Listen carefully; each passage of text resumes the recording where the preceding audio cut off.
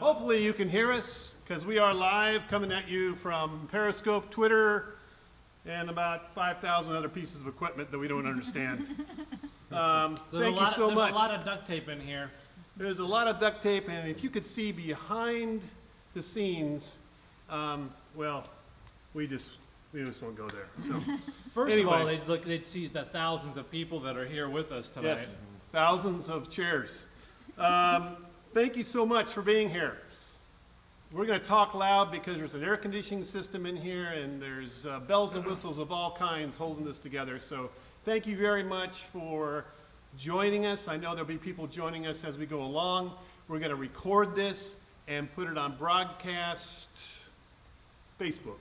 So if you can't hear us now, Here's you will be able to hear us then. Yes, if we're just But coming off you of wouldn't know fuzz. because you didn't hear that just now Right. either. So You just see my lips moving, but that's all right. So a couple introductions. My name is Steve Horswill Johnston. I'm the producer-director of Chuck Knows Church and Chuck Knows Church, the committee. And we're going to introduce these fine folks next to me. This is Jeremy Childs, who plays Mr. Riley Yes, on the committee. on the committee. Yes, sometimes Chuck, but mainly Riley. Yeah, Yes. yeah. We won't talk about I've that. always wanted to say, hi, I'm Chuck from Chuck Knows Church, but you cut that out of my video. I did. You notice that? Yes. And this is Laurel Johnston. She plays Glindy. Hello. And, of course, this is Josh Childs, and he plays Chuck. and it's in my contract that nobody else is allowed to say that they are Chuck. Chuck from Chuck Knows Church. That's gonna all be cut out. I'm actually Chuck. But all gonna get bleeped out, guys. No. We're glad you're here. We're thankful that you took the time to be with these goofy people here. Right. And we're also thankful for all of you who have watched all 15 episodes. And especially those who have watched the first and last, because that means you got to see the bookends of the story, how these people met, and then also the end of the story, which is about how this church, Park Grove Community Church, now called just, I don't think I ever got an email about that, but it's just now called Park Grove Church, because they wanted to take advantage of the internet, so they wanted a shorter URL. I think that's... Oh, that's why. that's- I was curious about that. Well, that's why. And if you go to parkgrovecommunitychurch.com or parkgrovechurch.com, you'll have a little surprise there. So Oh, wow, surprise. not that much of a surprise. Don't do it now because you'll leave Twitter. We just lost our 15 people. You man. don't want to do that. So many of you have sent us questions, and we've received something like 75 questions. Many of them are the same. And so we're going to start at the mundane and work up to the more juicy questions. Actually, this first one may be the juiciest. Oh, wow. There's no mundane Hook 'em- questions. There's hook 'em only quick. mundane answers, Yeah. Steve. So the first question I thought we'd start with is, a man asked, are the donuts props or are they real? They're real. And they are delicious. They're good donut. Krispy Kreme. It's a juicy question on the first day of shooting, but by the last day of shooting, Yeah. it's not Not a so juicy delicious. question anymore. That doesn't stop us, though, because we can't eat them until the last day of shooting. But they did catch on, and they eventually started doubling the donuts. So we had the prop donuts, and then we had actual donuts as well that we could eat to our heart's content.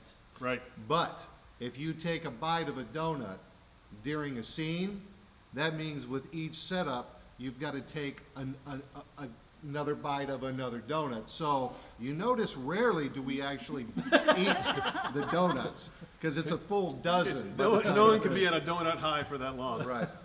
Okay, next question that we got a lot of these questions is Chuck a real pastor? So we're just going to address that. We've been addressing that for how many years now? 3 or 4? Yeah, 3 or and 4. Those of you who still ask that question, it tells me that you need to go back and watch some more episodes because we've answered that question many times. But I want to honestly answer it, and the answer is no. Josh Childs is not an ordained anything other than an ordained nice guy, but he's very active in his church. You want to talk about that? Sure. Yeah. I'm a part of the arts team at my church, and so we write and produce and direct original Christmas shows and youth productions. Louder. Productions, as well as I sometimes teach Sunday school or do work with the youth. Yeah, I think what is really important to know is I think one of the reasons people like this show, beyond the fact that these are great actors and so forth, but what they really like about Chuck is they like their pastor to be like Chuck. It's like your basketballer wants to be like Mike. I think a lot of pastors could take some cues from how Josh does his characterization of we really don't even call him a pastor, even though people think it's a pastor, but a church leader nonetheless. And well, one of the things we talked about with Chuck is that he is a combination of the best parts of several different people. So it's easy to be something that a pastor would strive to be like that character, because he's kind of a perfect character in a lot of ways, because he's the best parts of lots of people. Like Not me particularly, specifically. No but best like part. a really, really noble Frankenstein monster. Yeah, But really noble. sure, yeah, like a noble fake-faced Frankenstein. Frankenstein. Yes. Frankenstein. Yes. Next question. Frankenstein. And I wish I could had my magnifying glasses to read the names of these people who've submitted these questions, so I apologize for not being able to read your name, but you're all great people, and thank you so much for, and maybe we'll do that when we post it to Facebook, but maybe not. Well, depending on how much time we have to do that. One of the questions we have is a lot about questions about Mr. Riley, and kind of a two-part question. Do churches need to have a Mr. Riley? And then flip side of that, as far as acting, did you base this character on any other character that's out in the media? We've talked about this before, but maybe you could, by the way, I don't know if you ever knew that Mr. Riley comes from the life of Riley. No, I did not know that. Yeah, That's interesting. that's where the name comes from, is the That's life of interesting. Riley, which probably kiddos don't know what that is. But Life of Riley was a television series. 49, maybe 1949. It was pre-Honeymooners. Right. I first discovered Jackie Gleason with the Honeymooners reruns. So the character is sort of based in terms of tropes, right? In terms of a type, I wanted to have the same kind of sensibility that Carol O'Connor had in All in the Family, or Jackie Gleason had specifically in The Honeymooners, but also in The Life of Riley, and tried to kind of use that as a base, my first base coat, and kind of build from there. Yeah, because there's something about those characters that Get under your skin. they get under your skin, but that there's a humanity there. Right. So I mean, you're always catching them on a bad day, but they're not bad guys. They're guys who can't seem to catch a break, that are trying to do the right thing, or who are or grew up in an environment where they don't understand right from wrong and have to discover it slowly but surely. If that makes sense. Yes, it does. I appreciate that. I think, What was the first part of that? well, we'll talk about that in a second. I got it still in my head. Right, Want to continue on that theme. sure, right. When we first started talking about Chuck, and it wasn't called Chuck Knows Church back then. It was actually called Wit Knows Church. We'll talk about that on another show. But we started with the show done by Mike Rowe, who does Dirty Jobs. And we thought, what would it be like to have a guy who does like the Dirty Jobs approach, kind of a personable interview, Super handsome. a wink and a nod to the camera, and asked and talked to people at church. But when you came aboard, that got all thrown out the window. Except for the super handsome part. Except for And the handsome super part. handsome. That's right. And then what about, I don't know if you have anything to say about that, but I was gonna say, what about Glinda? What do you do with Glinda? You just play it straight or just go for it or what? No, I see Glinda as that person that you know, that's the nicest person you know, who never has any bad intentions. Things may not always go exactly right, but she never means to hurt anyone. She wants everyone to be happy. She wants everybody to have a good time. To a fault. To a fault. And she doesn't, but not somebody who necessarily knows how to pull any of those things off. I'll go along with that. Comments to that? I just think that's. I agree. I think that's nice. Yeah. It's a nice juxtaposition. That's all she desires, but she's not that good at it. I think that there is. I wouldn't say all the characters. I don't want to paint the broad brush, but there is definitely some social misfittedness of a couple of the characters that I think make them a lot of fun to watch and play with. I'll say that. Right, right. Is misfittedness a word? That's It a is word. now. Should It be. is for this show. Sure. Social Misfittedness. misfittedness. Fittedness. Next question was, if you were to think about what happens next in this show, even though there is not a next, which we'll talk about in a minute, what do you think happens to Park Grove Community Church, which is now just Park Grove Can Church? Jeremy talk about what he wanted to happen? Oh. Oh, yeah, I don't know about this. Your idea for how the show would go on? I'm forgetting. Help me. Well, never mind. Okay, there's a couple of versions. This Yeah, is going to be off of the. There were many versions of ideas we were throwing to Steve for the end of the show, because we didn't understand. We understood the basic trajectory of the characters, but we never knew exactly where it was going. So The idea was tossed around that they were so good at putting churches back together Oh, right. that they went on the road right, putting churches back together. yeah, There was talk at one point that maybe Daniel would become the new Chuck. the new Chuck, Right. but then also you would be some sort of So it's like an alternate reality series. sage, and you had some Right. sort of anyway. Yeah. Anyway, Yeah. none of it was for real. I just wanted to say it as a joke. Yeah. But what was the real question? Uh, Where did we see it Where do going what's from sort of now? next? Yeah, what's next? Although part of the beauty, I will say, I think part of the beauty of leaving a series with a new beginning of a series, I think part of the poetry of it is this is something that your imagination sort of dictates. I think there's something really kind of cool and beautiful about that. So,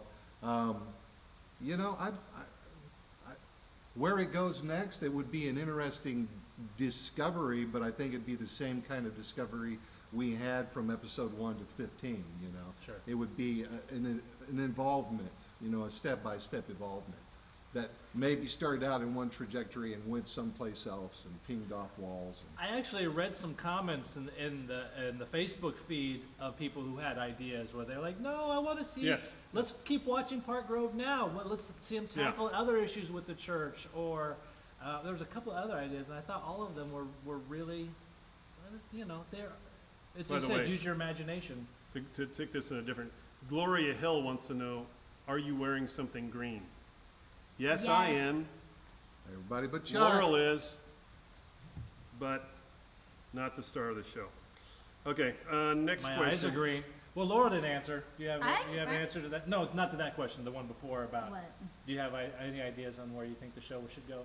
I think Glinda takes kung fu lessons from Mr. Riley, and she starts a new group within the church, the Singing Ninjas.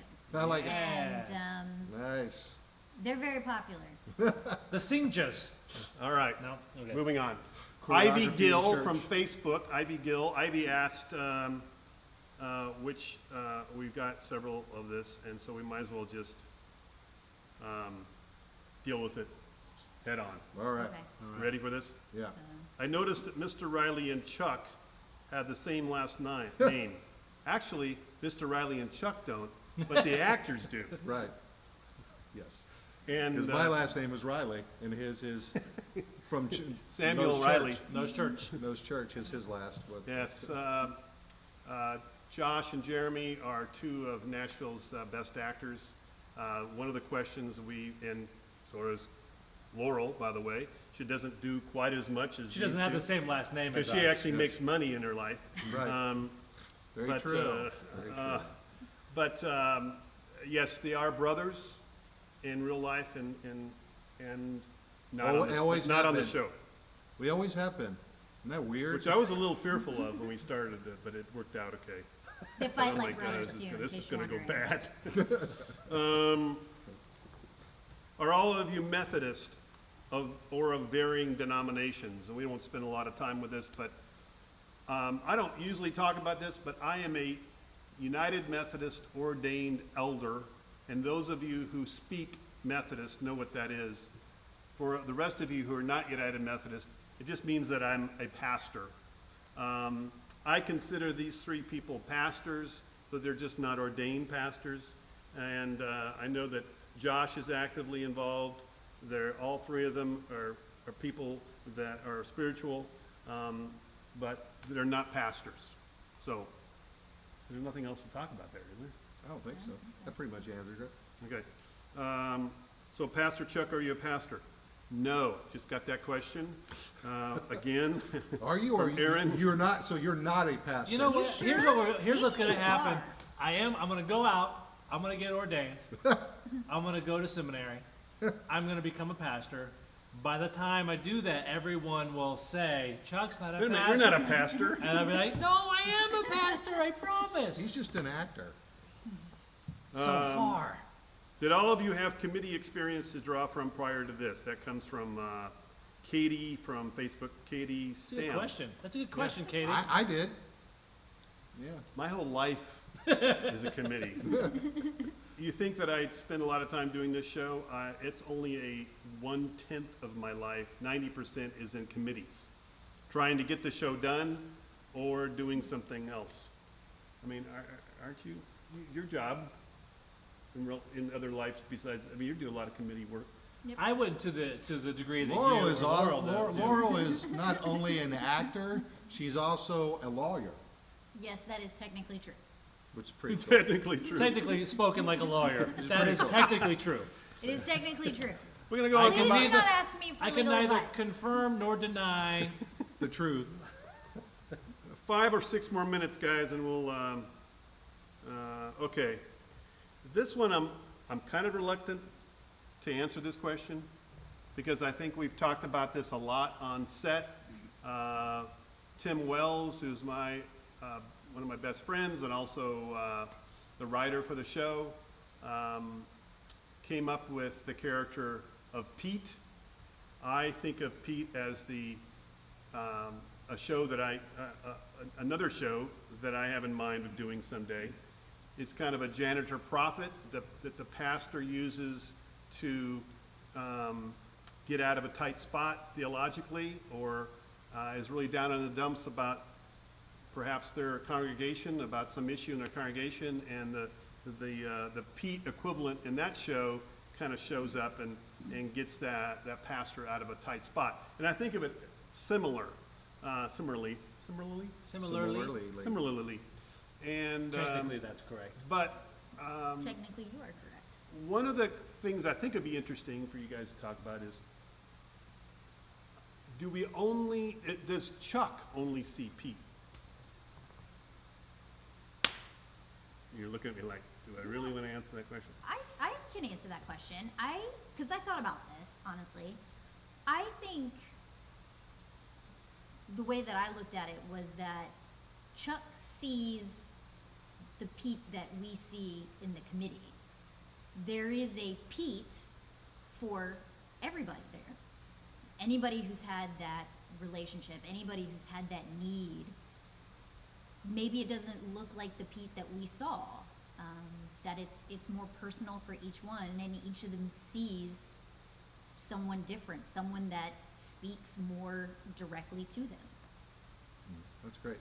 Henry and I had a lot of conversations. Henry, who plays Pete. Had a lot of, who I've worked with for 20 years. But we had a lot of conversations about what was the potential relationship between Pete and Mr. Riley, that they may have gone to school together and things like this, but yeah, we had a whole backstory worked out. In between takes, you're putting this together? Yes, yes, good story. But I've always liked the ambiguity of it, and you know, for Me too. for me, it was easy for me to play it because I always play it like as somebody that I saw. He was real. Right. And that's how I wanted you to do it. Either shifty, you know, like he shifted fast or whatever. You know, I turned, he wasn't there, but you know, always with the question mark, which I feel like for our purpose, it was a stronger statement than ever answering that. You know, like the question mark of it, of who he is. It's more fun. Because it's more fun, but he can also be anything. Like as you guys are discussing it and talking about it, whatever he was for you in the story, you're right. Yeah. Yeah, Except right. he wasn't the devil, though. No, That's- if that's what you that thought, then person you were thought wrong. that, Yes. that's wrong. You're wrong. Yes. Other than that, I will say that Pete usually was the spark to the episode. Usually launches the episode in some way, and it becomes kind of the muse to get it going. yeah. And becomes the foundation for whatever the episode is about. So, we've got about 2 or 3 more minutes, and hopefully it's still working. I'm going to go check and see if we're still on. We'll stall. Yes, Sweet.